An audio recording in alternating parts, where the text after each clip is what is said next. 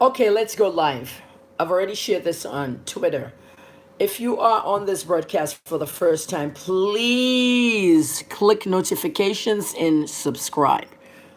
Beginning today, I'm going to be doing all my videos differently on Kemi Olunlaya TV. I'm simply going to be doing the videos. No announcement, no showtime, nothing. Okay, because all these things are podcasts anyway. After the show's over, you can go back and watch the video. That's the whole point of doing this. Live is live. Whoever's here, fine. Whoever's not here, fine. What I'm about to do is one of the most serious videos ever, and it's something I've been screaming about for years, and many of you don't believe me. Let me introduce myself. I'm Kemi Olunlaya, Dr. Kemi to some people, Madam KOO to others. I lived in the United States and Canada for close to 30-something years. I don't remember anymore. I'm trying not to remember many things in my past and move on with my forward. My future. Okay, let's get serious. There's 12 people here, usually like 400, 500. It's church time. Now let me start the show because the time is 12:26 p.m. in Lagos, Nigeria, and it is the 18th of August, 2019. And today we're going to be talking about Obi Okeke. Obi Okeke, they call him Invictus Obi. He was all over the news yesterday when it broke, and he's still in the news trending. And he's possibly going to trend another, who knows. This is the young man who is 31 years old, was arrested by the FBI for attempting to steal $11 million. Has he stolen the money yet? Not yet. But there was a conspiracy to commit that fraud. This is what's going on now all over the world with Nigerians, okay? Earlier today on Facebook, I said, this boy is Igbo. Why is it Igbos that always disgrace Nigeria abroad and everything? Let's face it. We're a tribal country, and everybody doesn't want to admit that they're tribal. The president can't pick a cabinet without taking some Igbos, some Yorubas, some Hausas. They have to pick somebody from each tribe. So when we start talking about tribe, you start saying that we're tribal. Why not? This is a tribal country. At the end of the day, 4 Igbo or 5 Igbo guys were the ones that robbed the bureaus of change in Dubai. We have a lot of financial crimes all over the world that Nigerians are involved in. And I can tell you now 75% are by Igbos. The rest, the other tribes. At the end of the day, who cares what tribe you're from? Nigerians are messing our names up all over the world. We are known for internet crimes. Something called Yahoo, or whatever you want to call it. That's what we're known for. A country where I spoke out a lot of times about financial crimes, that our country has a lot of liars, cheats, and frauds everywhere.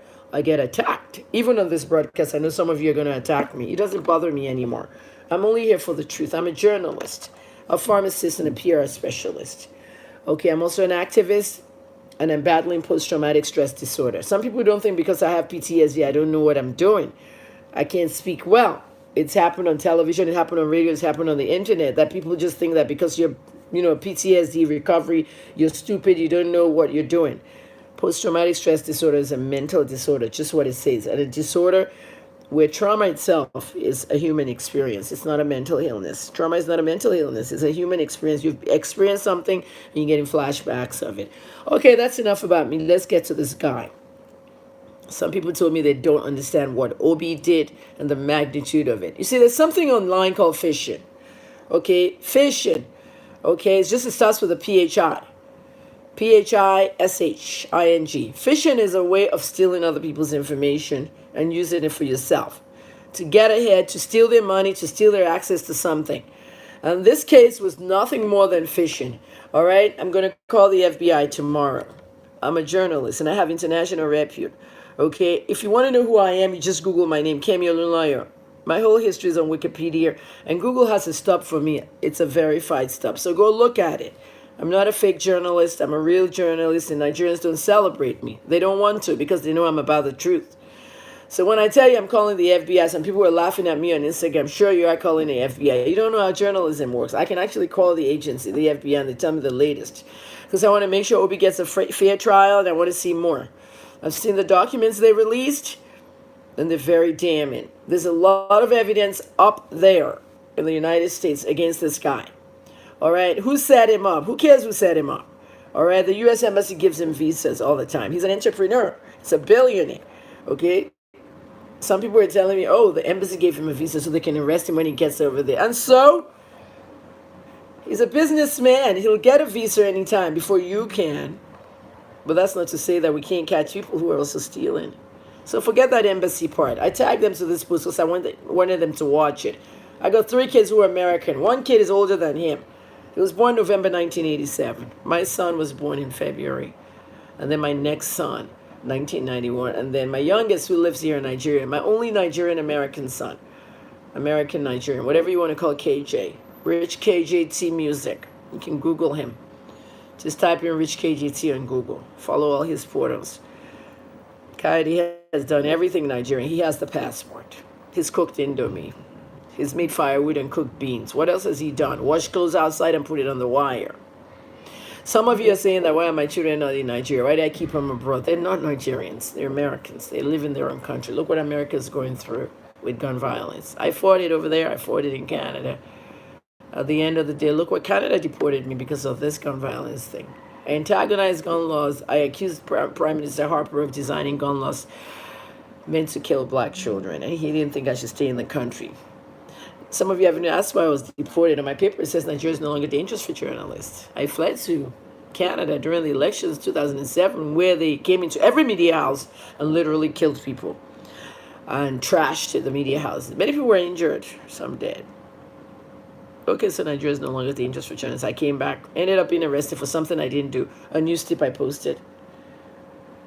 Arrested 3 times, released.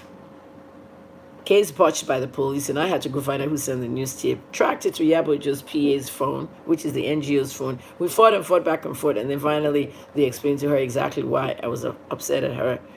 And I told her, okay, it's okay. Just come to my birthday party. She came, we celebrated together. She's on her lane, I'm on my lane, okay?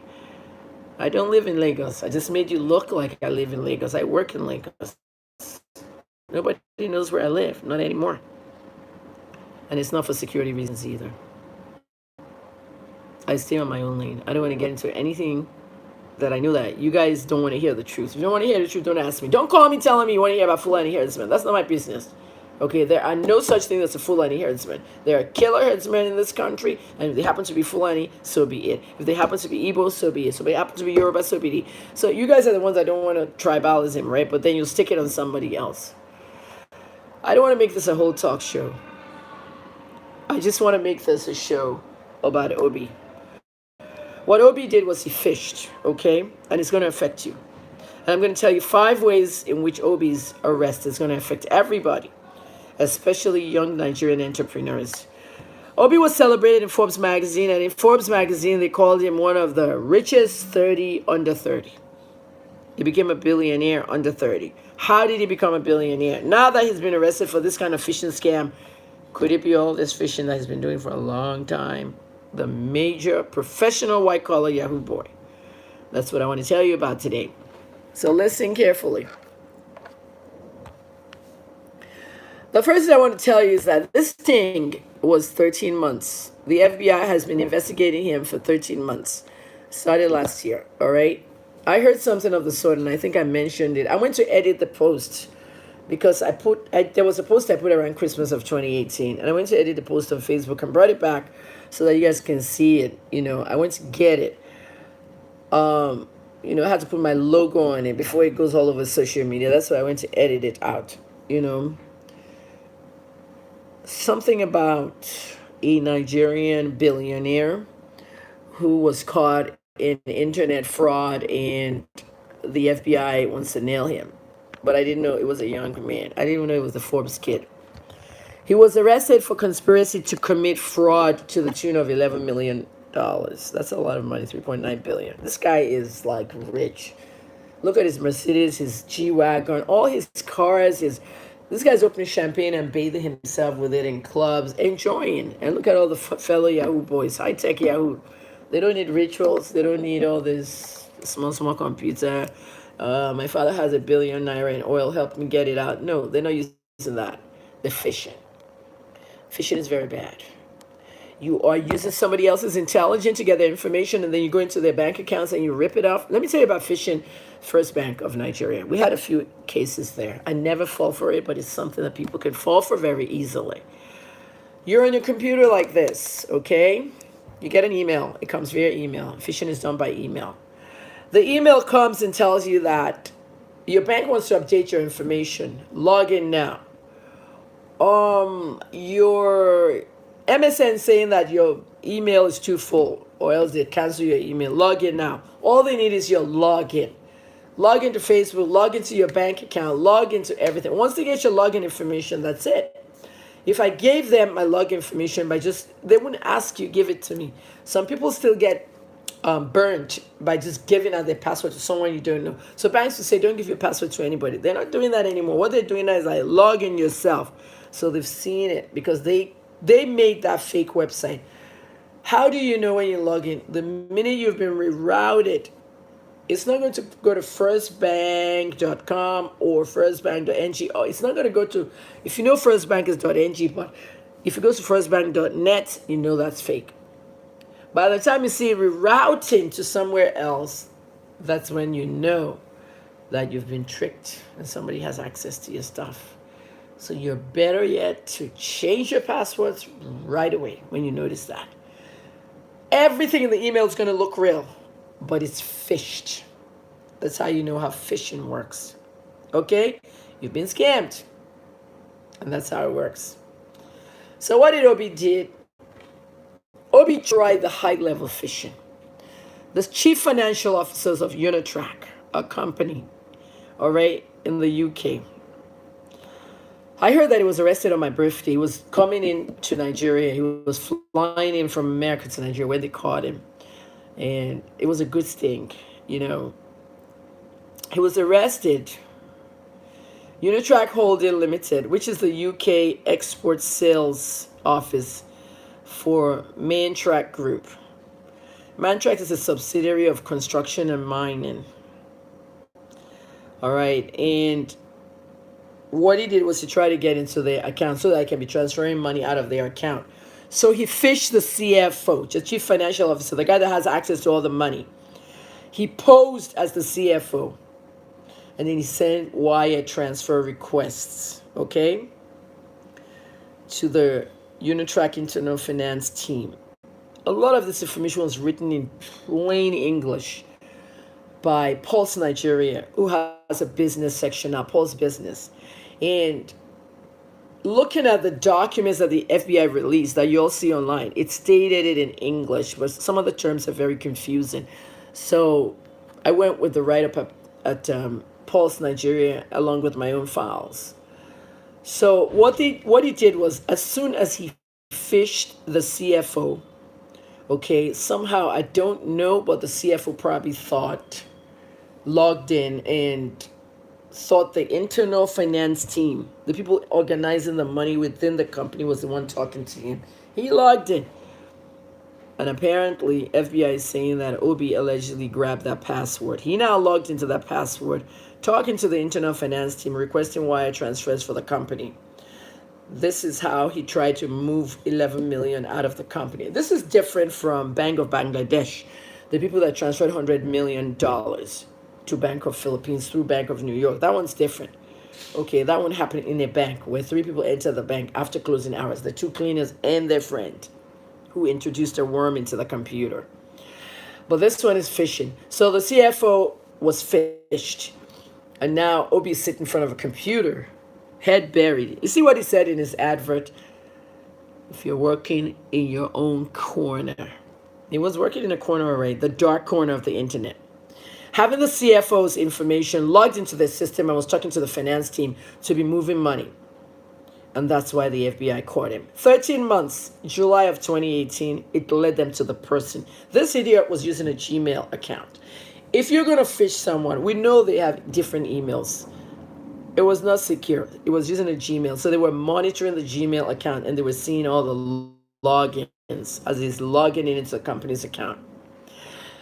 Obi was born November 9th, 1987, 31 years old, featured by Forbes magazine. Obi was celebrated a lot by Forbes, BBC Africa, and many media outlets. You know, I've always had a problem with Forbes and how they celebrate rich people. I mean, I think Linda Okeke has been featured before. All these people that are moving money, laundering money, doing all kinds of shady business. Because you're rich doesn't mean you have to be in Forbes. I'm sorry. Okay? Davido does a lot of shows, and Davido has a rich father, but is all the money on him his money or his father's money? And he already has OBO attached to him, Omo Babalo. So some of Davido's money might not be his money, might be his father's money. Let's pick up another person, like someone that's rich and doesn't make noise about it. We know they're rich. Okay, let me just say DJ Cuppy is rich. Well, she's not a good example. Her father's also rich. Someone that's rich and stands alone, but is it their money? Or they're doing it out of, blah, blah, blah. At the end of the day, guys, the point is Obi was caught fishing. It now puts all his finances in question. Did he fish all the money that he says he owns? He's the 17th child of a polygamous dad. Dad had lots of wives. His father died when he was 16. So all these stories of sympathy was profiled on BBC, was profiled on Forbes. My dad died when I was 16. I'm the 17th child. I worked hard, blah, blah, but he was scamming people. I can't say that he really scammed people, but that's what the U.S. government is saying. United States Department of Justice. So now let me just quickly tell you how it's going to affect you. The 5 ways. The first way is that this case is going to reduce media coverage for our up-and-coming, fast-rising Nigerian entrepreneurs. All right? Bello Shagari, President Shagari's grandson. Okay, late President Shagari, our first executive president's grandson. Bello Shagari is the president of the National Youth Council, and I want to work with Bello on many projects. Okay, as soon as my health is stable and well, I want to travel to Sokoto and meet with Bello, the governor, everybody in Sokoto, because I'm concerned about Sokoto youth with the high use of tramadol and all the fake tramadol that's coming in from the border of the Northwest. And I'm also concerned about some of them so talented, and I'm seeing a lot of suicide over there. And some of them need to know how to do things for money, okay? Legitimate things for money. How to make a YouTube video, how to make money off YouTube, become a YouTube millionaire, and how to blog in Hausa too. How to blog in English, how to blog in Hausa. BBC came to Nigeria, and they started with BBC Hausa. Now they have BBC Igbo, Yoruba, Pidgin, whatever. But, a lot of youth are now jeopardized. And if Bello is watching, if you're watching Bello, please follow him at Bell Shaggy. Okay, BELSHAGY. Shaggy. I like that Shaggy part, like Scooby-Doo, Bell Shaggy. Bell Shaggy in Instagram, Bell Shaggy in Twitter. So Bello, if you're listening, it's going to affect our young people. Bello's a diplomat. And the president of the National Youth Council, he's kind of upset right now. Last time I went to his page a few hours ago, he was still upset about the whole assault on Ekwere Madu. But let's go. Okeke's claim to fame in the business community happened after he appeared on the cover of Forbes in 2016. Okay, he was under 30. The whole thing was 30 under 30. Okay, and then another thing was featured on BBC's Focus on Africa for this same, I'm rich, blah, blah, blah. Now, in the light of his arrest, okay, local, national, and international media are not going to put a lot of attention to our Nigerian youth anymore when it comes to doing things. There's one online right now on Al Jazeera about some Kaduna youths that were doing sci-fi films, putting themselves into different sci-fi positions. I love that. Okay, they didn't have money. Somebody bought computers for them, equipment, and now they might be making real sci-fi films. I retweeted it on my Twitter at HNN Africa. I want to see more of that, and I want to see more stories about Nigerian entrepreneurs. So now media houses now are going to be pushing back and saying that they want to limit their exposure because the Nigerian youth are fraudulent. It will kind of lose that positive impact on youth. So I really don't want this to happen. My son is a youth. He's a Nigerian American or American Nigerian youth. And I want KJ to foster some kind of relationship with the U.S. Embassy because he's American. I want my son to be kind of a liaison between the embassy and the youth on the streets, to do good things and to be able to work, travel to America on business, everything legitimate, no fraud, no crime, and it hampers everybody now. My son was very upset. I told him, I said, watch your friends, don't hang around any Yahoo people, any fraudulent people, okay, because some of them know he's American. They might want to take advantage of him. I watch that very closely because he doesn't know much of this stuff until now. I'm educating my son about this stuff. I'm not saying I'm educating my son against Nigerian youth, okay?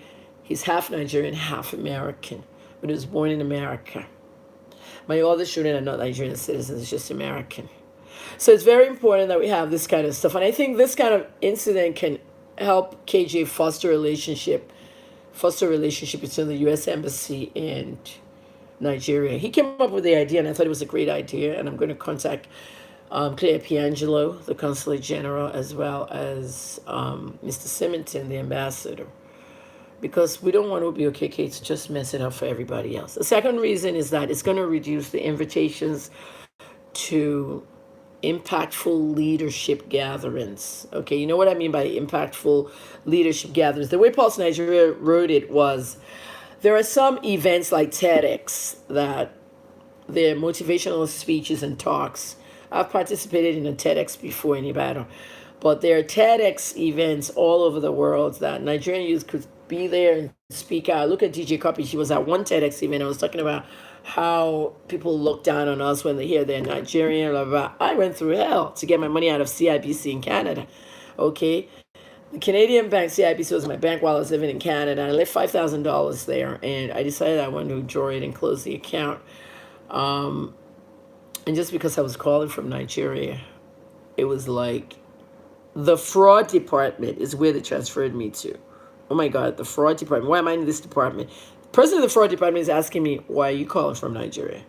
He just said, why are you calling from there? I said, I'm calling from Nigeria. Why are you calling from there? That's what the guy said. So I was like, wait a minute, this is my money. It took me 3 months that I fought the bank, and I started tweeting. That's when the bank now said, 3 verified accounts is big. We don't need this. They sent that kid straight to Toronto from the headquarters. And the person that picked up that phone in Toronto said to me, Kemi, this is Alina. I'm like, this is Alina Salinas. This is one of my, what was she? A customer service rep or a teller when I was in Toronto. Now she's a headquarters and in charge of fraud department. See life. And she knew I was not a fraudulent person. And she said, the reason because there's been so much fraud, Kemi, I'm so sorry for what happened. We're going to transfer the money to you. Because I was asking for a transfer. They were saying they're going to give me a check. I'm like, no. So they had to send it to the headquarters. There's a way to transfer money because we now use biometric verification numbers in Nigeria. So they ended up transferring it to New York, Deutsche Bank, who now sent my money to me at First Bank. And it came in dollars, and I had to open a dollar account. So a lot of these things are stereotyped on Nigeria. So when you're talking about leadership conferences, for example, in 2017, Obi was a panelist, at the Wharton School of Business in America, all the big places. Wharton School of Business is in Pennsylvania. I went to school in Philadelphia. I went to the Philadelphia College of Pharmacy for my first degree. And this annual forum at the Wharton School of Business, which is the most prestigious business school, one of the most prestigious ones in the world. People like Warren Buffett, a billionaire, went there. The tech guy, Elon Musk, went to Wharton. Google CEO went there. And even Donald Trump went to Wharton School of Business. Trump was a businessman before he became president or reality show host or whatnot. Okeke worked at Wharton. Was a panelist in Wharton. A year later, Yaba Lagos. They had a TEDx event. He was in the panelists there. So this kind of arrest puts a damper on young Nigerian entrepreneurs.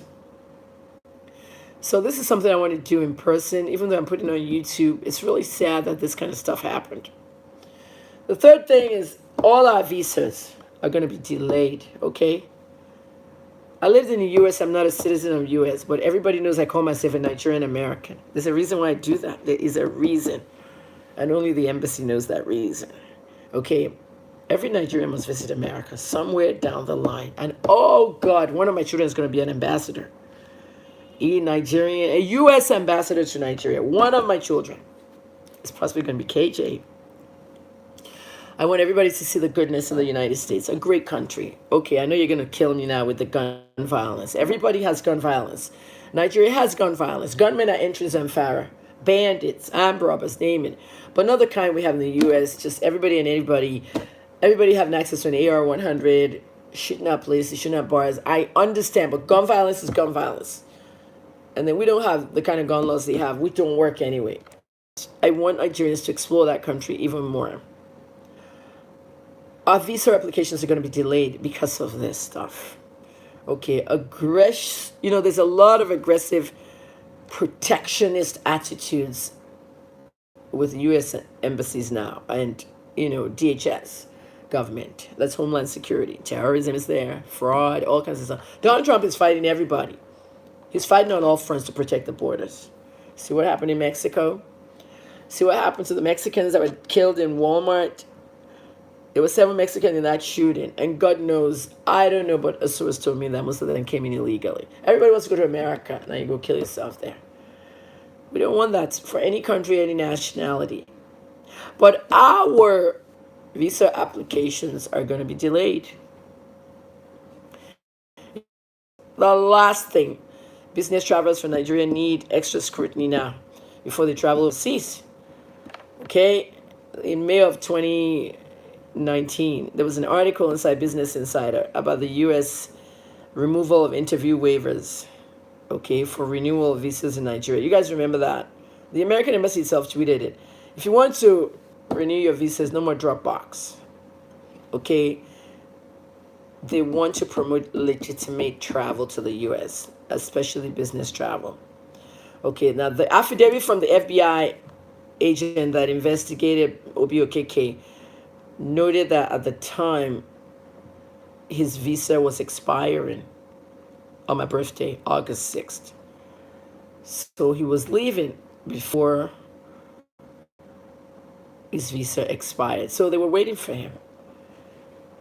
So it was very, very important that they arrested him before he left the U.S. Because if he left, it might be so hard to get him back in. Oh, yes. With all this extradition business, all these laws, he may never be caught. That's the time when he won't be able to go to the U.S. again. And then they'll be trying to extradite him, a waste of time. The EFCC maybe pull him aside, and it'll be a mess. And we don't have all the ability to prosecute this kind of stuff. And then he'll get a big lawyer in Nigeria who'll say, no, it wasn't him behind the computer. And the case will just fizzle. So when you look ahead to other Nigerian entrepreneurs applying for visa for business travel, this case might lead to delays because all applications have to be reviewed now. You know what I mean? Me, I don't have anything to do in any country other than be a journalist. And it'll be a business visa. Maybe I want to go cover something and all that. And the person inviting me will invite me. The fourth reason is a possible challenge in startups. Okay, Nigerian startups have been very good, especially here in Lagos. So many tech startups and all that. Access to capital would be harder now. How do we get money to start up? I'm 55 years of age. I want to start up something. I want to start up a radio station online, an FM station. Well, when I say FM is frequency modulated outside the internet, but I want to start an online radio station. And if I have all the abilities and everything, I mean, I have the social media platforms. I have them all verified and I have the audience. And I just need the money to start up. To get startups now from foreign sources is hard. Investigative journalism. You have to go to the MacArthur Foundation, Ford Foundation, many foundations. Getting startups for Nigerian business now is like almost zero with Okeke's case. Accessing the capital is going to be one of the biggest obstacles we're going to have now for entrepreneurs in Nigeria, especially young male entrepreneurs. All these angel investors, capitalist investors, they're going to be running away from Nigeria now. Okay. And the final one, the fifth one, is that we're going to be profiled more by our own security agencies. Let me give you an example. Young male Nigerians are already profiled by SARS, by EFCC, by the police. You dress up. If I go out there now, you're going to see young black males, young Nigerian males, dressed up, dreads. This hat, like my son, okay? This hat belongs to my son. You see them out doing their own things, hanging around. Automatically, we're going to picture them as fraudsters. If you go to a cafe, many of them behind a computer, what are they doing under the computer? Are they surfing the internet or just scamming somebody or doing their homework from university or what? Internet cafes are not as prominent anymore because of all the fraudulent email scams and things going on in them. Many of them have gone out of business, but you still have a few. I went into one. I have a laptop. I have everything here. I don't have a printer. So I needed to print out a form for a United States passport. Okay, and I went to a cafe to have it printed out, only to find out that the US doesn't even do the printout anymore, that you do it via the computer. But I had to edit something, so I had to go to a cafe to do that and then print it out after. And then when I finish it, once you finish that application online, you have to print it out because it's a barcode or something. So that was in the cafe. I'm looking at everybody. I'm trying to see what is people still doing here. Not one person was doing an assignment from school. I don't know, maybe where they're typing letters and all that, but everybody was on the internet. So we're going to be profiled more. Young men in Nigeria, okay, especially in the tech industry, have been unfairly profiled by SARS, the Special Anti-Robbery Squad. Because of the prevalence of internet fraud in Nigeria, many of our young people, they casually dress, they have laptops and other gadgets. They've attracted the attention of SARS, and they could potentially be Yahoo boys. And that's the term for internet fraudsters, the colloquial term for internet fraudsters. And Okeke's arrest means some of these innocent tech guys, especially here in Lagos, so could be caught up in the government's drive to rid the nation of this illegal activity called internet cybercrime. So, guys, those are the 5 main reasons that are going to affect us now that Obi Okeke was arrested. I want to thank Arutori Odiri of Pulse Nigeria wrote a beautiful article, even though I added my own salt and pepper to it. Arutori pretty much has the 5 reasons, and I think there's even 5 more after that I'll figure out. Many things are going to stop us now. And it's not just young males, females too. Everybody's self, even old males and old females. What's to say I'm not a Yahoo woman, you know? What's to say I'm not doing fishing behind my corner of the internet, which that's what he described it as. Obi said, working hard in my own corner, attempting to steal $11 million. Now they have to question all his billions. It's going to be a hard one. But I'm going to follow the FBI on this case. I'm going to call them tomorrow in the United States, in New York, and find out the latest. Because Nigerian media, you know us, they're not going to call over there. I know Nigerian media.